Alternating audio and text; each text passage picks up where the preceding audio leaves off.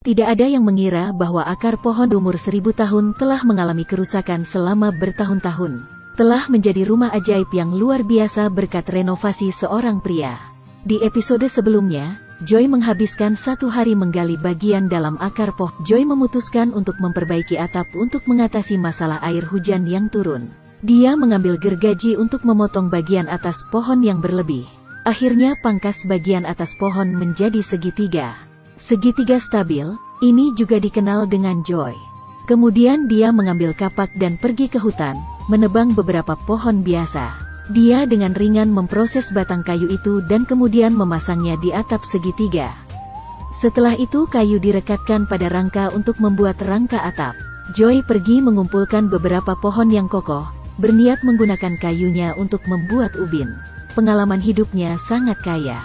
Hanya mengandalkan kapak dapat memotong pancang kayu menjadi papan kayu dengan ketebalan yang sama. Kemudian gunakan kapak untuk merencanakan papan kayu ini dengan hati-hati. Dan produk jadi yang dibuat dengan mesin terlihat lebih rata daripada yang dikerjakan dari planer. Joy lalu mengikat papan kayu tersebut dan membawanya kembali ke tempat tinggalnya. Dia memukulkan papan kayu ini ke atap rumah dengan cara yang tumpang tindih. Dan Joy juga melakukan sobek pipa bambu dengan tangan lainnya. Setelah menangani semua bambu yang terbakar, dia menutup pipa bambu di atap untuk membuat genteng rumah. Melihat mahakaryanya, Joy sangat puas. Atap kedap air tanpa lubang tidak hanya cantik, tapi juga memastikan rumah tidak bocor saat hujan. Karena cahaya di dalam rumah terlalu sedikit, dia meninju jendela persegi di dinding pohon. Tidak terlihat terlalu besar, tapi cukup bagi Anda untuk melihat keluar. Setelah memperbaiki jendela sedikit lagi, Joy kembali ke hutan. Pokoknya rumah kayu tanpa pintu, kadang melihat ada yang datang bermain di malam hari. Jadi dia membuka pohon kering, 2 bagian batangnya dibuat menjadi papan kayu datar. Ia pun menutupnya dengan pegangan khusus. Kemudian Joy memasang pintu di atas kusen pintu, menambahkan papan kayu untuk memperkuat porosnya. Sudah dicoba dan kelihatannya cukup bagus. Kemudian dia membangun perapian di dinding di bagian bawah sisi lain sehingga pada malam hari dia tidak mati kedinginan.